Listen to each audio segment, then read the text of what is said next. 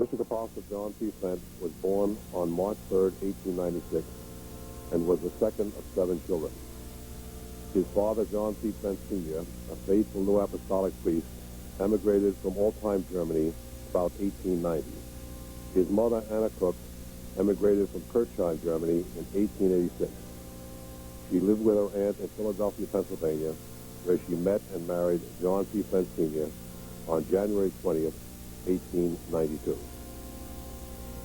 The Fendt family was sealed in 1899 by the Apostle Roof in New York City. Included in that sealing was a brother by the name of John Erb, who later became the district apostle for North America. From such a blessed beginning, a foundation was laid into the children of God of the early church, which resulted in a rich harvest of our time. During this service, John P. Fendt Sr. was ordained a priest. At this time, much poverty existed in the United States, and many families, including the Fendt family, had to move to the poorer sections of New York City. This section was known as Hell's Kitchen because of the high crime rate. To help pay the rent, the Fendt family became responsible for maintaining and cleaning the apartment house in which they lived. It was not unusual for the police commissioner of New York City to observe the criminal activities from the Fendt family's apartment. He selected the apartment because he said it was the cleanest in the area. Many times he would share a cup of coffee with Mother Fendt, as she was affectionately called. Only later did she find out that this man was Teddy Roosevelt, who later became the 26th President of the United States. The District Apostle Fendt stated many times that he grew up materially very poor, but spiritually very rich. He and his brothers and sisters grew up in a home protected by faithful, God-fearing parents. He later wrote about their family life. He said, "I had a very faithful father who served more than 40 years as a priest. His last words when I took him to the hospital were, 'Don't forget me.' From childhood on, we came to the services, had to fight through many trials and battles in order to remain strong and upright in our faith. We loved to go to Father and Mother for advice, and again we were told, 'Don't forget me.' When temptations came, it would have been better, or a lot easier, to give up the fight. But the words rang in our ears, 'Don't forget me.' The faith planted in the children's hearts by their parents brought early fruit. They enjoyed singing in the choir and worked in the vineyard. When the district apostle was 16 years of age, he feared for the life of his mother. In his concern, he made a promise to the Lord. 'If you will restore my mother to health, I will serve you all the rest of my life in thankfulness.' His mother got well again and reached the blessed age of 104. The district apostle kept his promise and was a loyal, faithful servant of God for more than 50 years. In 1920, the district apostle married a faithful sister, Elizabeth Anna Miller. In a double wedding ceremony with his brother, the Bishop William Fendt, who married the sister of his wife, a double wedding occurred. Hence, 2 sisters married 2 brothers, maintaining the close relationship that they learned in their family house.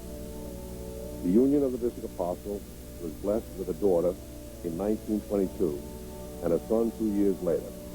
Remembering the harmonious family life of his childhood, the district apostle made sure his home would be the same. His son, the Apostle John, writes about his own childhood memories. At an early time, we learned from our God-fearing mother the importance of prayer, the blessings that are attached to all offerings brought to the Lord in faith, and the treasure that we had in our own father, a house priest. Although we did not see him often, we were richly blessed through him. The little time that we spent together, we shared in joy and happiness in God's care. Hospitality was available in the Fendt household. It was not important to many things that were scarce and difficult to come by. Their home was always a Bethany for the brothers and sisters.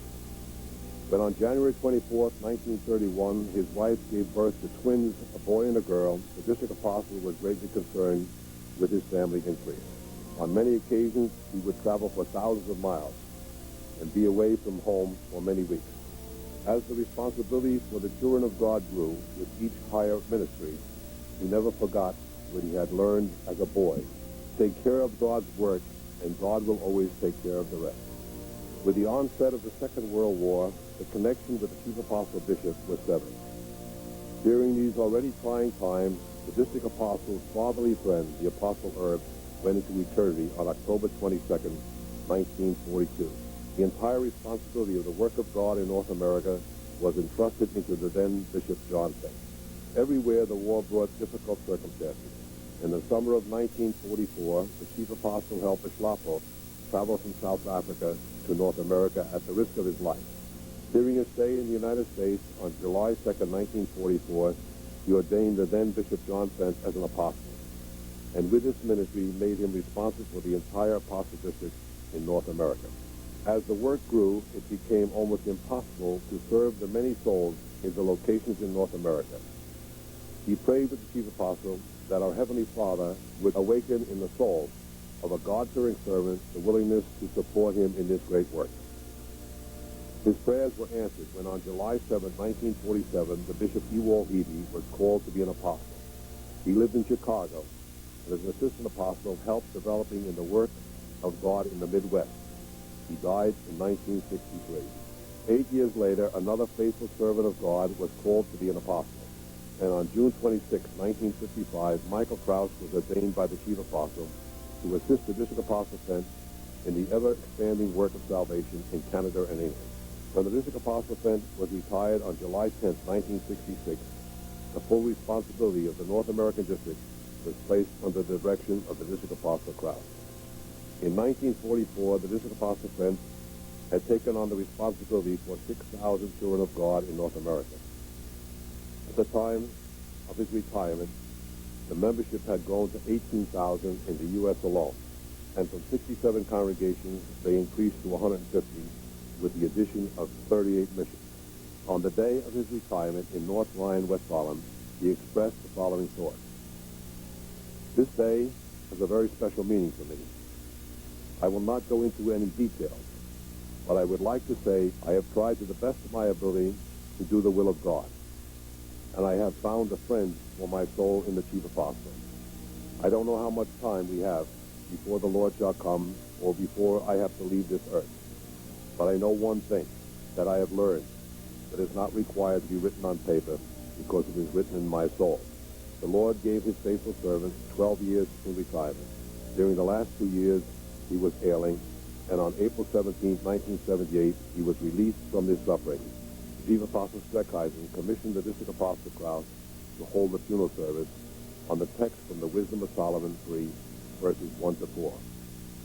On this, the 100th anniversary of his birth, we can only recall the words of his father: "Don't forget me. District Apostle, we shall never, never forget you."